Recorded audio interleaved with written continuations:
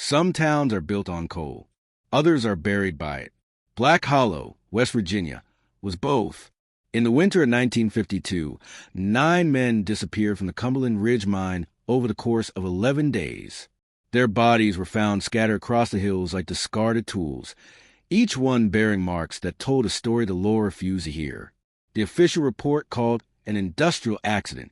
The families called it murder. The mountains called it justice. But justice, like coal dust, settles in the lungs and never really leaves. What happened in Black Hollow, that winter wasn't just about a sabotaged or cart or a family's rage. It was about what men become when the earth takes everything from them and what they're willing to take back. The Branson family had worked the Cumberland Ridge mine for 3 generations. Thomas Branson, the patriarch, had gone underground at 14, same as his father before him. By 1952, Thomas was 57 years old, his lungs black as the seams he'd spent his life digging, his hands gnarled into permanent claws from decades of swinging a pickaxe in the dark. He had 4 sons. Jacob, the eldest at 32, who'd inherit his father's silence, his rage. Nathaniel, 29, who laughed too loud and drank too much. Samuel, 26, quiet and watchful, with eyes that seemed to see through stone. And Daniel, the youngest of 23, who still believed the mine owed them something more than dust and death. The Bransons lived in a shotgun house at the edge of Black Hollow, where the road turned to dirt and the trees grew so thick the sun barely reached the ground.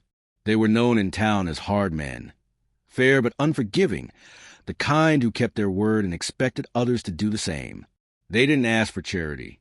They didn't offer excuses. They worked, they drank, they prayed on Sundays, and they looked after their own. In a place like Black Hollow, that was enough. It had to be. The trouble started in November. The Cumberland Ridge mine had been struggling for years, yields dropping, equipment failing, owners cutting corners to keep the operation alive just a little longer. The miners knew it was only a matter of time before the whole thing collapsed, literally or financially, but they kept going down because there was no other work and no other choice. On November 12th, an ore cart loaded with nearly 2 tons of coal broke loose on the main track inside Shaft 7. It tore through the tunnel at full speed, smashing through support beams and scattering debris like shrapnel. When it finally stopped, it had crushed 3 men against the tunnel wall. One of them was Daniel Branson. He was 23 years old. He died instantly, his chest caved in, his face turned toward the ceiling as if he'd been looking for a way out that wasn't there. The other 2 men survived long enough to be pulled from the wreckage, but both died before they reached the surface. The mine shut down for 3 days while the owners conducted an investigation. They concluded that the brake mechanism on the ore cart had failed due to poor maintenance, which was true, but they also found evidence that the cart had been deliberately tampered with. Someone had loosened the brake line just enough that it would hold for a few trips, then fail catastrophically. The owners didn't say who they thought was responsible. They didn't have to. Everyone in Black Hollow knew about the dispute between the Bransons and a crew of newer miners from over the ridge, men who'd come looking for work after their own mine shut down, and resented the way the old families controlled the best shifts and the safest shafts. The 9 men who died over the next 11 days had all been part of that crew. Their names were Leonard Pritchett, 41, found in a ravine with his neck broken; Eugene Marsh, 37, discovered his own cabin with a crushed skull; Raymond Tully, 29, pulled from the river with his lungs full of water and bruises around his throat; Douglas Keene, 34, shot once through the chest and left in the woods; Walter Sims, 45, beaten to death and buried in a shallow grave near the old rail line; Harvey Locke, 31, stabbed 7 times; and dumped in a mine shaft, Curtis Delmar, 28, hanged from a tree with a sign around his neck that read Saboteur; Franklin Cross, 39, burned alive in his truck on a mountain road; and Joseph Crane, 33, thrown down a mine ventilation shaft and left to die in the dark. Some of them fought back. Most of them didn't have time. The Bransons moved through Black Hollow like shadows, appearing at night, leaving no witnesses, taking what they believed was owed. The law didn't come looking until the 4th body turned up, and by then it was too late to stop what had already been set in motion. Sheriff Clayton, where was a man caught between 2 worlds. He'd grown up in Black Hollow, knew every family, every feud, every secret buried in the hills.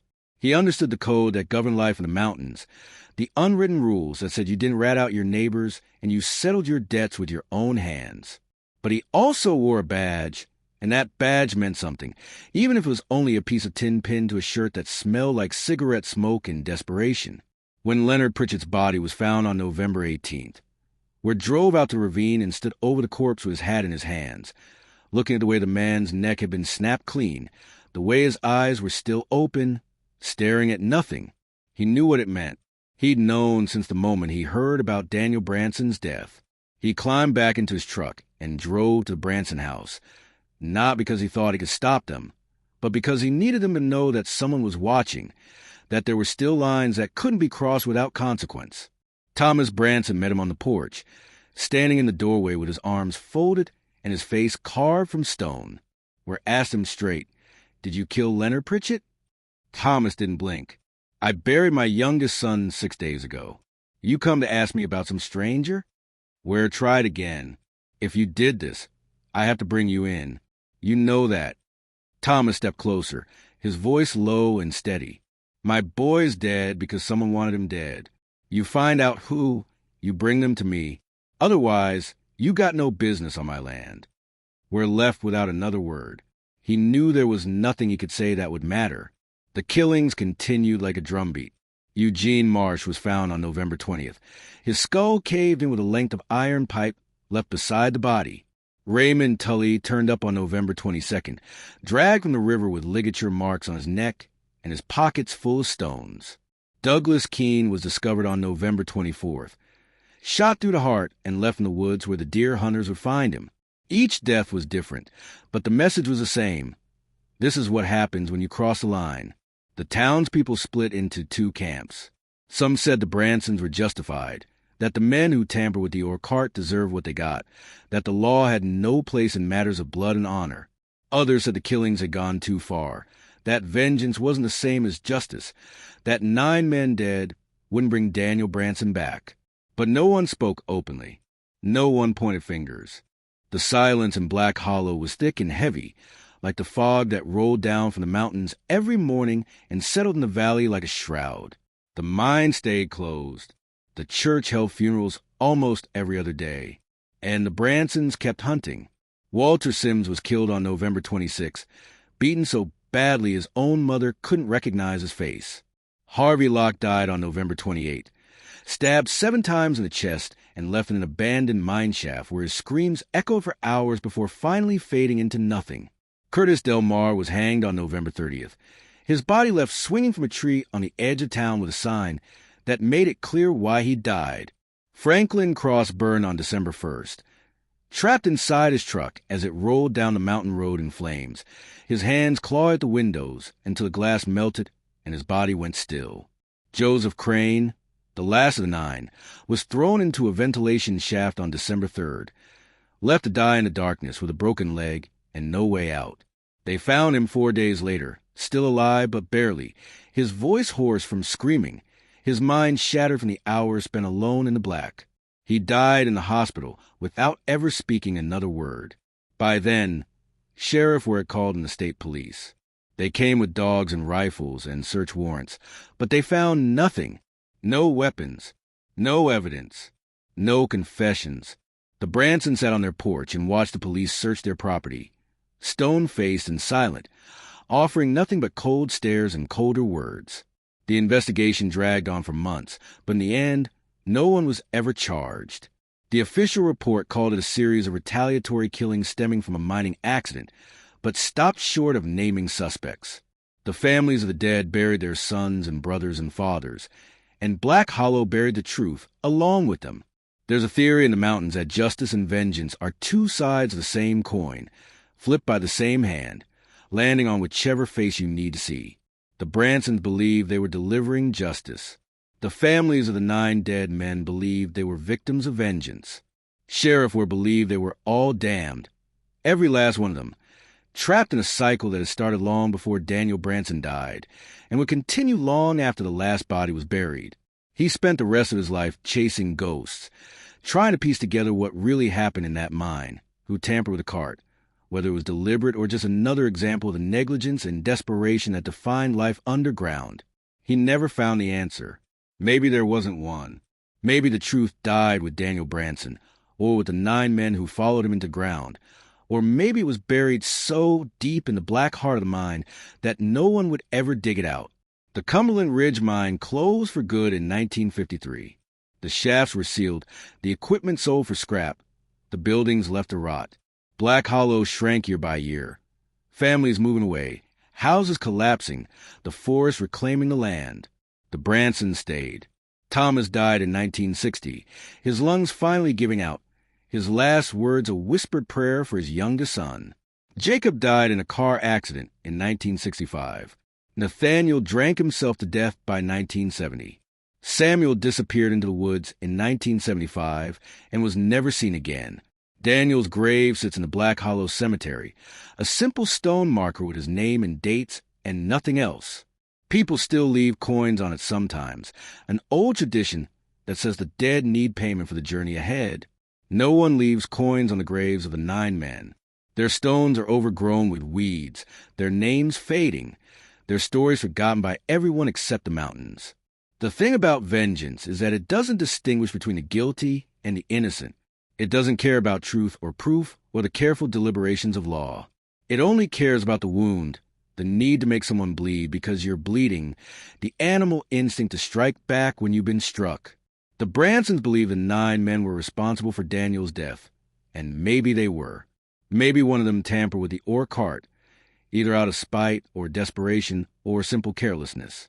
Or maybe the cart failed on its own, the way everything in that mine was failing, and the Bransons just needed someone to blame because the alternative was to accept that their son died for nothing, crushed by a machine in a hole in the ground, another casualty of an industry that ground men into dust and called it progress. Either way, 9 men died. 9 families lost fathers and sons and brothers. 9 graves were dug in the frozen ground, and 9 mothers wept in churches that smelled like coal smoke and sorrow. And at the end of it all, nothing changed. The mine stayed closed. The town stayed broken. The mountain stayed silent. The only thing that grew was a hatred, thick and black as a coal itself, seeping into the soil and poisoning everything it touched. There are stories in Black Hollow, passed down in whispers and half-remembered fragments, about what really happened the days after Daniel Branson died. Some say the Bransons hunted the 9 men one by one, tracking them through the hills like animals, patient and relentless. Others say it wasn't the Bransons at all, but something older, something that lived in the mine and demanded blood for blood, a presence that moved through the tunnels and spoke in a language of falling rock and snapping timber. The old-timers, the ones who worked the mines before the machines came, they talk about the mountain like it's alive, like it has a memory and a will of its own. They say it remembers every man who died underground, every body left in the dark, every promise broken, and every life stolen. They say the mountain doesn't forgive. And they say that when Daniel Branson died, the mountain claimed him, and in return, it gave his family the tools they needed to settle the debt. Maybe that's just superstition. Maybe it's the kind of story people tell themselves when the truth is too ugly to face. Or maybe there's something to it. Maybe the mountains do remember. Maybe the dead do speak. And maybe, in the winter of 1952, the Bransons heard them. The last time anyone saw Jacob Branson alive, he was standing at the edge of the Cumberland Ridge mine, looking down into the sealed shaft where his brother had died. It was 1965, 13 years after Massacre, and Jacob was drunk, his face red from the cold and the whiskey, his eyes hollow and distant. A man passing by asked him what he was doing out there, and Jacob turned to him with a smile that didn't reach his eyes. "Listening," he said. "They're still down there, you know, all of them, waiting." The man didn't ask who Jacob meant. He just nodded and kept walking. 3 days later, Jacob's truck was found wrapped around a tree on the mountain road, his body crushed behind the wheel, his hands still gripping the steering wheel like he'd been trying to hold on to something that was already gone. The coroner ruled it an accident, said Jacob had been drinking and lost control.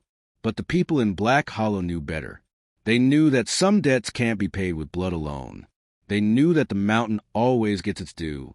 Nathaniel Branson spent his last years in a trailer on the outskirts of town, drinking rock-gut whiskey and shouting at shadows. People said he saw things, heard voices, woke up screaming in the middle of the night about hands reaching out of the dark. He died alone in 1970, his liver finally giving out, his body found 3 days later by a neighbor who'd noticed a smell. Samuel Branson disappeared in 1975, walked into the woods one morning and never came back. Search parties looked for him for weeks, but they never found a body, never found a trace. Some say he went looking for peace, that he couldn't live with what they'd done, and decided to let the mountains take him. Others say he's still out there, wandering the ridges, a ghost among ghosts, hunting or being hunted. It's hard to say which. And Thomas Branson, the patriarch, the man who set it all in motion, he died in his sleep in 1960, his lungs black as coal, his final words a whispered apology to a son who couldn't hear him. They buried him next to Daniel, and the preacher said something about forgiveness and redemption, but the words rang hollow in the cold air. There's no redemption in Black Hollow. There's only memory and the slow, inevitable weight of what was done. The 9 men who died are forgotten now, their names lost to time, their graves unmarked or overgrown. Their families left Black Hollow one by one, unable to stay in a place that had taken so much and given nothing back. The town itself is almost gone, a handful of buildings and a gas station that closes at dusk. The Cumberland Ridge mine is sealed, the entrance buried under decades of debris and vegetation. The tunnels flooded and collapsed, the darkness inside absolute. But on certain nights, when the wind comes down from the mountains and the fog settles thick in the valley, people say you can still hear it, the sound of an or cart rattling through the tunnels, the echo of men's voices shouting warnings that come too late, the crack of bone and the silence that follows. And if you stand at the edge of the old mine and listen closely, you might hear something else, a whisper, a name, a question that has no answer. What are you willing to become to protect the ones you love? What are you willing to lose? And when you cross that line, when you step over the edge into the dark, can you ever really come back? The Bransons believed they were delivering justice. The families of the 9 men believed they were victims of murder. The law believed it was powerless to stop what had already been set in motion. And the mountains, silent and ancient and indifferent, believed nothing at all. They simply held the bodies and the secrets and the blood, the way they always have, the way they always will. Black Hollow is gone now, swallowed by time and trees, its streets empty, its houses collapsed, its stories buried under layers of leaves and snow. But the mine is still there, the shafts are still there, and the dead are still there, waiting in the dark, their voices carried on the wind, their names written in cold dust and shadow. 9 men died over a sabotaged or cart, or maybe they died over honor and pride and the refusal to let a wrong go unpunished. Or maybe they died because the mountain demanded it, because the earth beneath Black Hollow is hungry and patient and never forgets. The truth is buried too deep to reach. All that remains is the story and the warning it carries. Be careful what you take from the earth. Be careful what you give back. And be careful above all of the line between justice and vengeance, because once you cross it, there's no turning back. The Bransons crossed that line in the winter of 1952, and they paid for it with everything they had, their sons, their sanity, their souls. And in the end, they didn't get justice. They didn't get revenge. They just got silence and the long, slow descent into darkness. That's the legacy of Black Hollow. That's the price of blood. And that's the only story the mountains will ever tell. Until next time. But the story of Black Hollow doesn't end with the death of the last Branson. Stories like this never really end. They linger in the air like cold dust, settle into the lungs of the living, and wait for the right moment to resurface. In 1982, 30 years after Massacre, a journalist named Margaret Keane came to what was left of Black Hollow. She was writing a book about Appalachian mining disasters, and someone had mentioned the events of 1952 in passing, a footnote in a larger narrative of industrial negligence and human suffering. Margaret was 28 years old, ambitious, hungry for a story that would make her name. She drove into the valley on a gray October morning, her car rattling over potholes and fallen branches, the trees so thick on either side of the road that it felt like driving through a tunnel. When she finally reached the town, or what was left of it, she found only ruins. The gas station was boarded up. The church had no roof. The houses sagged like tired old men, their windows broken, their doors hanging open to the wind. She parked her car in front of what had once been the general store and stepped out into the silence. It was absolute, that silence. No birds, no insects, no sound of traffic or voices or life. Just the wind moving through the trees and the distant creak of metal settling in the cold. Margaret spent 3 days in Black Hollow, interviewing a handful of people who still lived nearby, most of them elderly, most of them reluctant to talk. She heard fragments of the story, pieces that didn't quite fit together, names spoken in whispers and warnings delivered with a kind of quiet intensity that made her skin crawl. One woman, 83 years old and blind in one eye, told her that the Bransons had been cursed long before Daniel died, that the family had stolen land from a Cherokee medicine man in the 1800s, and that the curse had followed them through every generation. Another man, a former miner who'd worked at Cumberland Ridge in the 40s, told her that the ore cart accident wasn't an accident at all, that the mine owners had been cutting costs for years, and that Daniel Branson's death was just one more body added to a pile that stretched back decades. A third person, a schoolteacher who'd grown up in Black Hollow and moved away in the 60s, told her that the 9 men weren't innocent, that they'd been planning to sabotage the mine to force the owners to improve conditions, and that Daniel's death had been collateral damage in a war between labor and capital that no one wanted to acknowledge. Margaret wrote it all down, filled 3 notebooks with interviews and observations, and her own increasingly uneasy thoughts. But the more she learned, the less she understood. Every answer led to another question. Every fact came with a contradiction. And the deeper she dug, the more she felt like she was being watched. On her 4th night in Black Hollow, Margaret drove out to the old Cumberland Ridge mine. She didn't know why. She told herself it was for research, that she needed to see the place where it all started. But the truth was something else. She felt drawn there, pulled by a force she couldn't name, a need to stand at the edge of the darkness and look in. The road to the mine was overgrown, barely visible, more of a suggestion than an actual path. She left her car at the base of the hill and walked the rest of the way, using a flashlight to pick her way through the underbrush. The mine entrance was sealed with concrete and steel, a massive barrier that looked like it had been built to last forever. But someone had been there recently. She could see footprints in the mud, cigarette butts scattered near the entrance, and scratches in the concrete that looked like they'd been made with a knife or a piece of metal. She knelt down and ran her fingers over the scratches, trying to make sense of the pattern. It took her a moment to realize they were words, names, 9 of them, carved into the concrete in crude, uneven letters. Leonard Pritchett, Eugene Marsh, Raymond Tully, Douglas Keene, Walter Sims, Harvey Locke, Curtis Delmar, Franklin Cross, Joseph Crane, and below them, in smaller letters, a single word, remember. Margaret stood up, her heart pounding, her breath visible in the cold night air.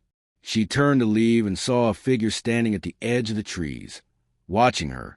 It was a man, tall and thin, his face hidden in shadow. He didn't move, didn't speak, just stood there, perfectly still, like he'd been there for hours. Margaret's hand tightened around her flashlight. "Who are you?" she called out, her voice shaking despite her effort to sound calm.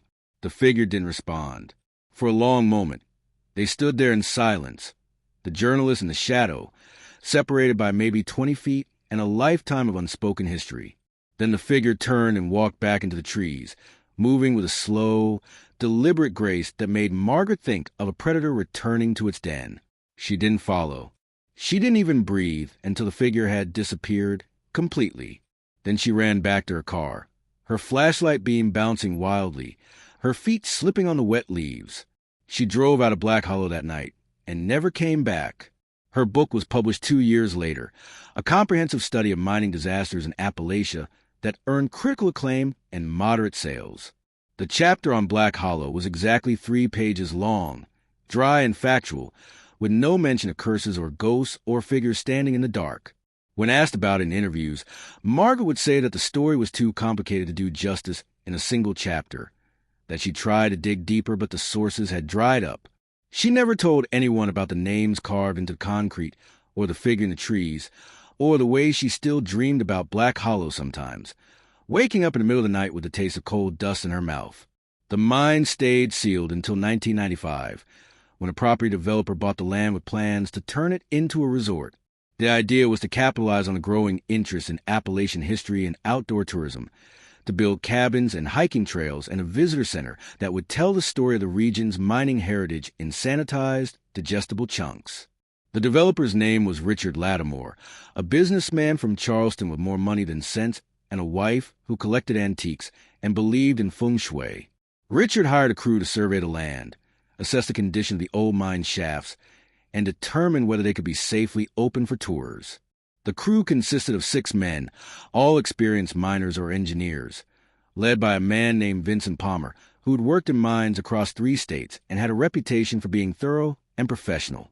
They arrived in Black Hollow on a Monday morning in June, set up their equipment, and began the work of unsealing the main shaft. It took them 2 days to cut through the concrete and steel, another day to clear the debris and ensure the tunnel was structurally sound. On Thursday afternoon, Vincent Palmer went into the mine alone to conduct a final inspection. He was carrying a portable radio, a gas detector, and enough lights to illuminate a small stadium. He told his crew he'd be back in an hour. 3 hours later, when he still hadn't emerged, the crew called down into the shaft. No response. They waited another 30 minutes. Then 2 of them went in to look for him. They found Vincent Palmer sitting on the ground about 200 feet into the main tunnel, his back against the wall, his eyes open and staring at nothing. He was alive, but he wasn't responding to questions, wasn't moving, wasn't blinking. It was like he'd been turned off, his mind disconnected from his body. They carried him out and called for an ambulance. He spent 3 days in the hospital, undergoing tests and evaluations, before the doctors finally admitted they had no idea what was wrong with him. Physically, he was fine. No injuries, no signs of trauma, no exposure to toxic gases. But mentally, he was gone. He couldn't speak, couldn't eat on his own, couldn't do anything but sit and stare.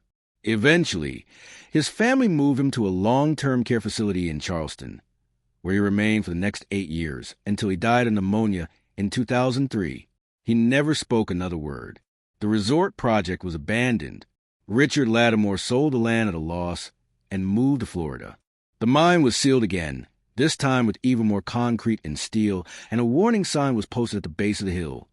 Danger, do not enter unstable ground. But people still go there. Teenagers looking for a thrill. Ghost hunters with cameras and EMF detectors. Historians try and piece together the truth. And sometimes late at night, they see things. Lights moving in the trees. Shadows that don't match the shapes of the branches. And if they listen closely, they hear voices, faint and distant, calling out names that no one has spoken in decades. In 2008, a documentary filmmaker named Aaron Cross began work on a project about the Black Hollow Massacre. He'd heard about it through a friend, spent 6 months researching, and became convinced that the story deserved to be told properly, with interviews and archival footage, and a narrative that would finally separate fact from fiction. He contacted the descendants of the Branson family and the families of the 9 dead men, tracked down former residents of Black Hollow, and even managed to get his hands on Sheriff Clayton, where his personal files, which had been stored in a warehouse for over 40 years. Aaron was 42 years old, divorced, childless, and completely obsessed with the project. He spent 2 years filming, interviewing, and editing, working 18-hour days and burning through his savings to make the documentary as comprehensive and professional as possible. The result was a 2-hour film called Blood and Coal, The Black Hollow Massacre, which premiered at a small film festival in Pittsburgh in 2010. The reviews were positive. The film was called Haunting, Unflinching, and a necessary examination of vengeance and justice in forgotten America. It won an award for Best Documentary Short, was screened at a few more festivals, and then disappeared into obscurity. Aaron tried to sell it to streaming platforms, but no one was interested. The story was too dark, too regional, too uncomfortable. It didn't fit the true crime formula that audiences expected. So the film sat on a hard drive in Aaron's apartment, watched by maybe a few hundred people, and Aaron moved on to other projects. But something stayed with him. In the months after finishing the documentary, Aaron began experiencing strange symptoms: insomnia, nightmares, a persistent feeling of being watched. He'd wake up in the middle of the night with his heart racing, convinced that someone was standing at the foot of his bed, even though he was always alone.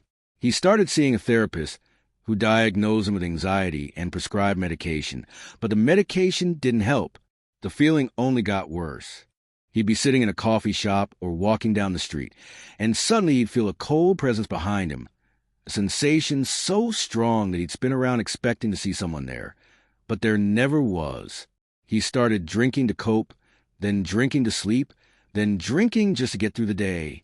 In 2012, Aaron Cross died of a drug overdose in his apartment in Brooklyn. The official cause of death was listed as accidental, a combination of alcohol and prescription medication. His family cleaned out his apartment, found a hard drive with the documentary, and donated it to a film archive at a university in Pennsylvania.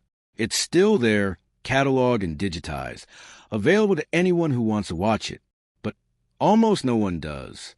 The story of Black Hollow remains buried, known only to a handful of historians and true crime enthusiasts who stumble across it in their research, and then, for reasons they can't quite explain, decide to move on to something else.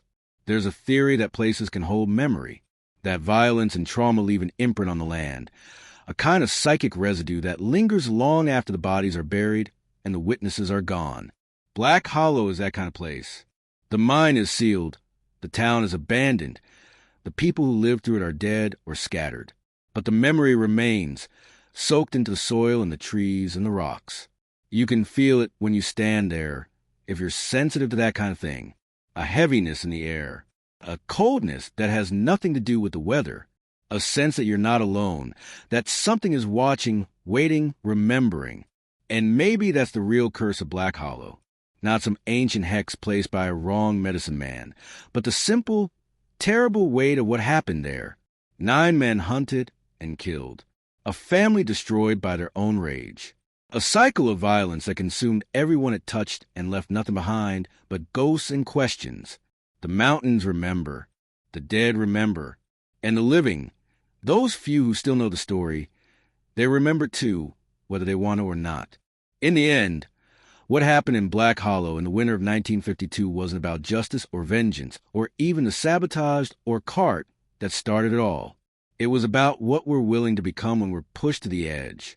It was about the distance between right and wrong, and how that distance shrinks until it disappears completely, until you can't tell the difference anymore, until you're standing in the dark with blood on your hands and no memory of how you got there. The Bransons believed they were justified. Maybe they were. Or maybe they were just broken men doing broken things in a broken place, acting out the only script they knew. And the 9 men who died, maybe they were guilty, or maybe they were just in the wrong place at the wrong time, caught in a trap that had been set long before they arrived. The truth doesn't matter anymore. What matters is the story and the warning it carries and the way it echoes through the years, finding new voices to tell it, new ears to hear it, new souls to haunt. That's the legacy of Black Hollow. That's what remains when everything else is gone. A story, a warning, a reminder that the line between justice and vengeance is so thin you can cross it without even knowing, and once you do, there's no turning back. The Bransons learned that. The 9 men learned that. Sheriff Ware learned that. Margaret Keene learned that. Vincent Palmer learned that. Aaron Cross learned that. And now, if you've listened this far, you've learned it too. Some stories refuse to stay buried. Some debts refuse to be paid. And some places, like Black Hollow, refuse to let go. There's a woman who lives in Charleston now, 93 years old, who was 7 when the massacre happened. Her name is Ruth Sims, and she's a granddaughter of Walter Sims, one of the 9 men killed by the Bransons. She doesn't talk about Black Hollow much. Most of the time, when people ask her about her childhood, she smiles and changes the subject, talks about her career as a schoolteacher or her grandchildren or the garden she used to keep before her arthritis got too bad. But sometimes late at night, when the nursing home is quiet and the nurses have finished their rounds, Ruth sits in her wheelchair by the window and stares out at the mountains in the distance. She can't see Black Hollow from there. It's too far away. hidden behind ridge after ridge of ancient stone and forest. But she knows it's there. She can feel it, the same way you can feel a storm coming before the first drops of rain fall. And when she closes her eyes, she's 7 years old again, standing in the doorway of her grandfather's cabin, watching men in dark coats carry him out on a stretcher, his face covered with sheet, her mother screaming so loud it made the dogs howl. She remembers the funeral, the way the preacher's voice shook when he said her grandfather's name, the way people whispered and wouldn't look her family in the eye. She remembers the other funerals that followed, one after another, until it felt like the whole town was drowning in death. And she remembers the Bransons, standing at the edge of the cemetery during one of the services, not saying a word, just watching, their faces hard as the gravestones around them. Ruth never went back to Black Hollow. She moved away with her mother when she was 12, settled in Charleston, built a life as far from the mountains as she could manage. But the mountains followed her anyway, in her dreams, in her memories, in the ways she could never quite shake the feeling that something was watching her from just out of sight. In 2019, a group of urban explorers posted a video on YouTube titled Abandoned Mining Town, Black Hollow WV, Scariest Place We've Ever Been.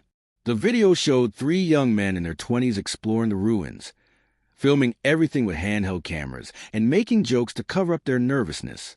They walked through collapsed houses, kicked through piles of debris, and eventually made their way to the seal mine entrance. One of them read the warning sign out loud, laughing as he did it. Danger, do not enter, unstable ground. Yeah, no shit. They filmed the names carved into concrete, debated whether they were real or just some local legend, and then one of them suggested they try to get inside.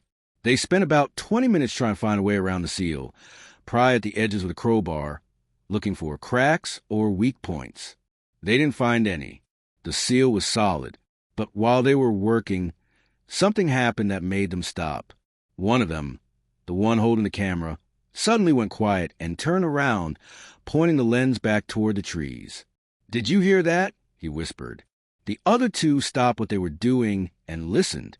For a moment, there was nothing. Then, faintly, so faint it could have been the wind, they heard it. Voices, multiple voices, overlapping and indistinct, coming from somewhere inside the seal mine. The 3 men looked at each other, and without saying another word, they ran. The video ends with shaky footage of them sprinting back to their car, the camera bouncing wildly, their breath coming in ragged gasps. The last frame before it cuts to black is a shot of the mine entrance, perfectly still, with something that might be a shadow or might be a figure standing just inside the tree line. The video was viewed over 2 million times before it was taken down for violating community guidelines, though the platform never specified which guidelines it violated.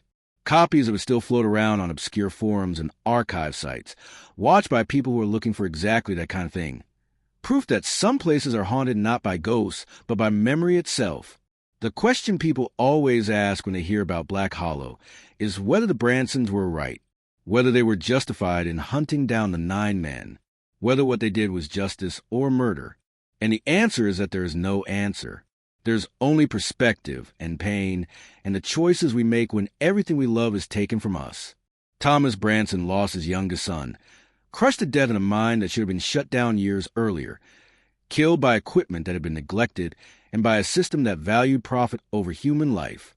He believed the 9 men were responsible, and maybe they were. Maybe one of them tampered with the ore cart out of spite or desperation.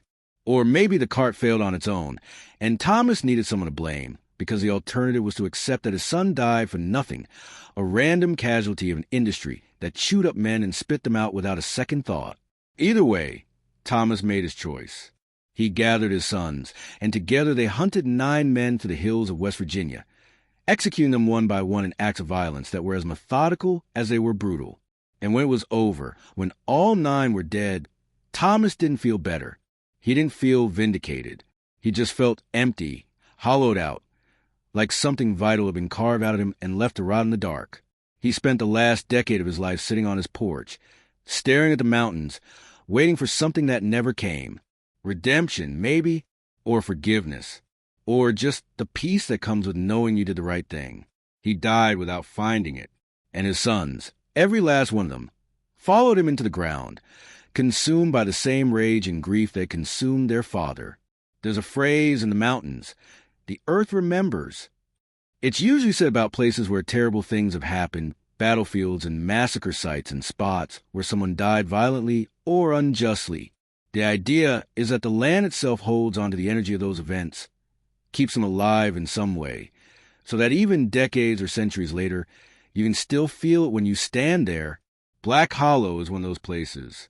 The mine has been sealed for over 70 years. The town has been abandoned for nearly as long. The people who lived through the massacre are dead or dying, their stories fading, their voices silenced. But the place itself remembers. You can feel it in the air, thick and heavy, like breathing through wet wool. You can see it in the way the trees grow twisted and wrong, their branches reaching toward the ground instead of the sky. You can hear it in the silence, which is never quite complete, always broken by sounds that have no source. Footsteps, whispers, the distant clang of metal on metal. And if you're foolish enough or desperate enough or curious enough to go there at night, to stand at the edge of the sealed mine and listen, you'll hear them, the voices of the dead. Not speaking exactly, just present, a chorus of regret and rage and sorrow that has nowhere to go and nothing to do but echo endlessly in the dark. The last person to visit Daniel Branson's grave was his sister, Elizabeth, who came from Ohio in 2015, 63 years after his death. She was 86 years old, frail and bent with age, but she insisted on making the trip, hiring a driver to take her all the way from Cleveland to the Black Hollow Cemetery. She spent 20 minutes standing in front of the gravestone, her hand resting on the cold marble, her lips moving in silent prayer or conversation. It was hard to say which. When she was finished, she placed a single white rose on the grave, turned, and walked away without looking back. She died 3 months later. There are no more Bransons left. The family line ended with Elizabeth, who never married, never had children, and spent her entire life trying to outrun the shadow of what her father and brothers had done. The 9 men who died also left families, descendants who scattered across the country, most of them unaware of the story or unwilling to talk about it. Their names are footnotes in obscure histories, mentioned briefly in academic papers about Appalachian labor disputes or mining accidents, but never examined in depth, never given the weight and attention they deserve. And Black Hollow itself, the town that was once home to hundreds of people, is now nothing but a coordinate on a map, a place you can find if you know where to look, but that most people drive past without even noticing. But memory doesn't need people to survive. It doesn't need witnesses or historians or documentary filmmakers. It exists on its own, woven into the fabric of the world, waiting for the right moment to surface. And that's why the story of Black Hollow won't die. That's why people keep going back, keep digging, keep trying to understand what happened and why. Because on some level, we all recognize ourselves in that story. We all understand the impulse to strike back when we've been hurt, to make someone pay for the pain we're feeling, to cross the line between justice and vengeance, because the line itself seems meaningless when everything we love has been taken from us. The Bransons crossed that line. They made their choice, and they paid for it with everything they had, their sons, their sanity, their souls. But in the end, what did they gain? 9 dead men who may or may not have been guilty, a town that collapsed under the weight of its own violence, and a legacy of grief and rage that echoes to the mountains to this day, refusing to be forgotten, refusing to be forgiven. So here's the lesson, if there is one. Justice and vengeance are not the same thing. They might look the same. They might feel the same. But one is guided by law and reason, and the belief that society can hold itself accountable. The other is guided by pain and anger, and the primal need to make the world hurt the way you're hurting. And once you step over that line, once you take justice into your own hands and turn it into something darker, you can't go back. The Bransons learned that. The 9 men learned that. And Black Hollow, silent and empty and haunted, stands as a monument to that truth. The mine is still there. The graves are still there. The names carved into concrete are still there.